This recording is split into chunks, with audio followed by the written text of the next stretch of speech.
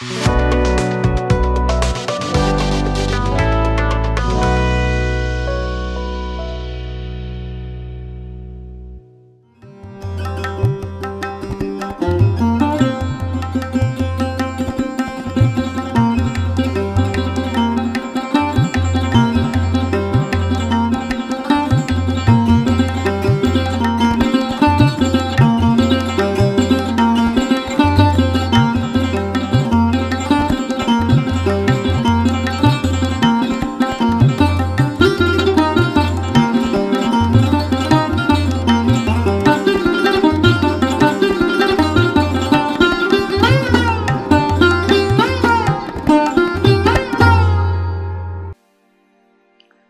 जीशु ख्रीष्ट अति बहुमूल्य नाम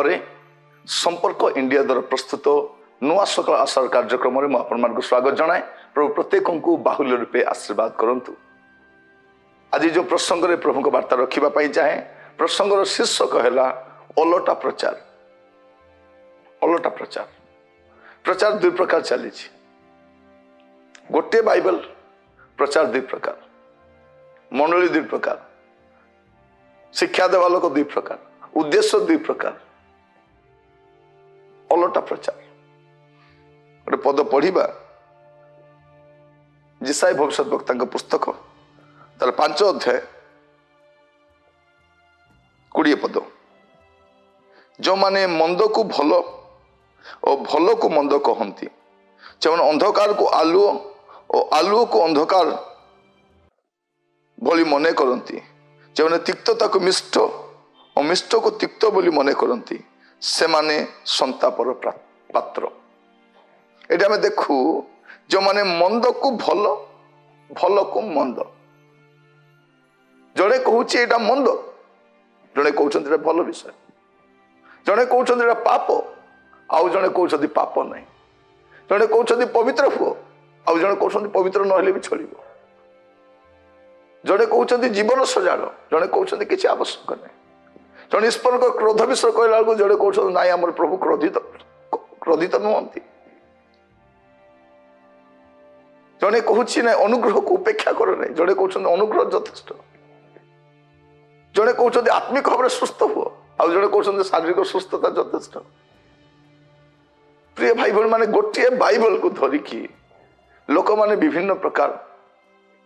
चल। यहाँ गोटे बंचार गोटे उपाय भाई किसी लोग जीशु को बंचुंट आ कि जन को बचापी जीशु दरकार, कि जन जीशु ना नहीं कि बंचुंट कारण बचापी सुविधा हो जाए।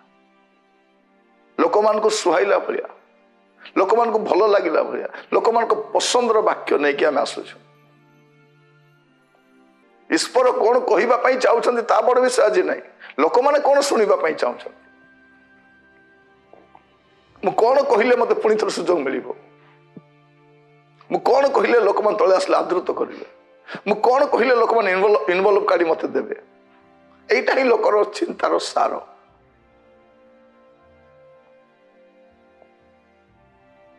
अन्य धर्म लोक मान घरे से माने ज्योतिष कहवा लोक तांत्रिक मान को डाकती, अनेक सेमानकर उद्देश्य पूरा करने। ठीक से आजिकल ख्रीस्टियान संप्रदाय मध्य से प्रकार टे भाववाणी कहवा लोक, से आश्वासन देवा लोक, ए प्रकार लोक मान आवश्यकता चाहिदा ए दिन मान बहुत देखा जाउछि। बाइबल कौन कहूँ जो माने मंद को भल आ भल को मंद बोली कहती, जो अंधकार को आलु आलु को अंधकार बोली मने करती, जो तिक्तता को मिष्ट और मिष्ट को तिक्त बोली मने करती, से माने संतापर पात्र। सीधा विषय को ओलटा करती, अर्थ को अनर्थ करती, संतापर पात्र, दंडर पात्र से माने। ये ओलटा प्रचार करने लोक मानकर आसब दिने बाइबल गोटे कथा कहे, बाइबल जदि नाही बोली कही, बाइबल से नाही माने नाही, समस्त मुखर नाही बोली शुभा कथा। परमेश्वर गोटे स्टैंडर्ड, डबल स्टैंडर्ड नहीं। आमर 18टा स्टैंडर्ड हो पारे, किंतु प्रभुंकर गोटे स्टैंडर्ड। प्रभु गोटे कथा कहते, प्रभु सीधा कथा कहते, से मुखापेक्षा करती नहीं।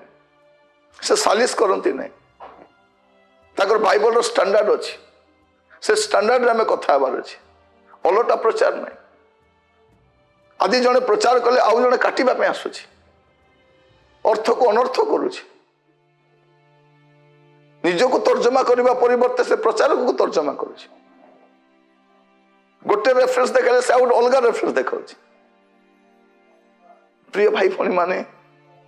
अलटा प्रचार चली आपण माने सावधान हुंतु सचेतन हुंतु सतर्क हुंतु कारण एई दिन मानक जो प्रकार शिक्षा चली आमको कुआड़े नहीं जीव मु भी जाने ना आम मैंने लोक मान द्वारा आदृत होगा लोक मान द्वारा प्रशंसित होगा चल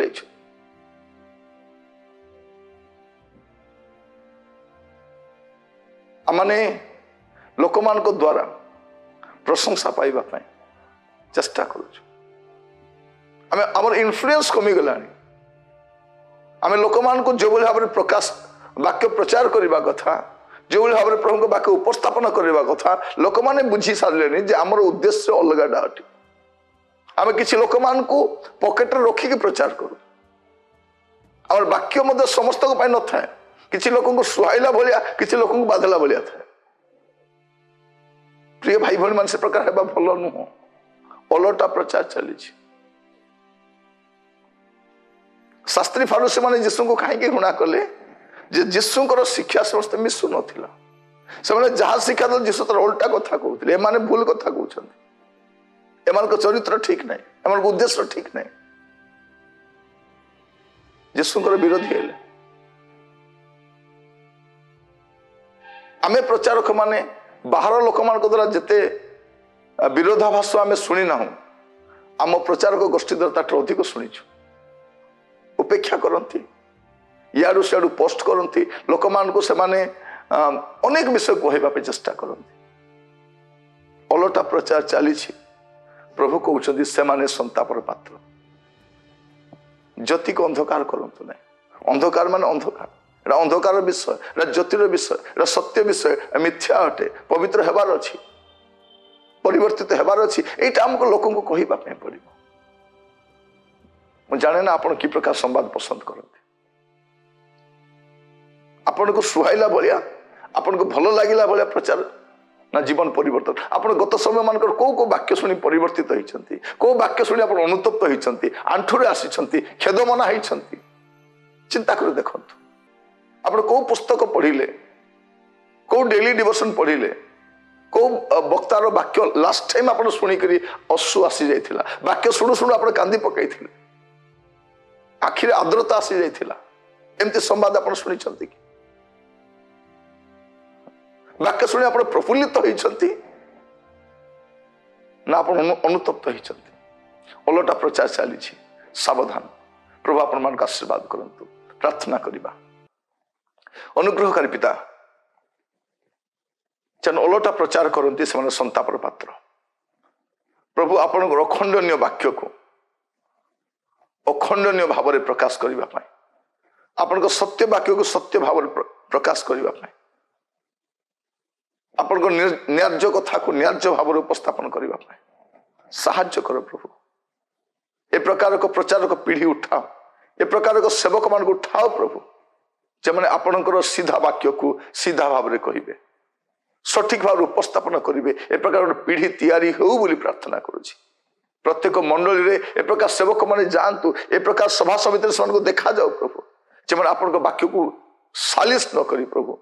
विदाउट कंप्रोमाइज प्रभु कथा ही पारे ए प्रकार पीढ़ी को उठा बोली प्रार्थना करुच्ची मंडली प्रस्तुत हो देशर लोक मैंने परिवर्तित हूँ साहाय्य कर प्रार्थना शुणिल धन्यवाद दी आदर महिमा आपण को दे प्रार्थना मोर प्राणर प्रिय जीशु नाम मागिली आमेन प्रभु आपण मान प्रत्येक आशीर्वाद करंतु आसंता काली नुआ अध्याय नुआ सकल आशा जड़ित हवा से पर्यंत मत विदाय दियंतु नमस्कार।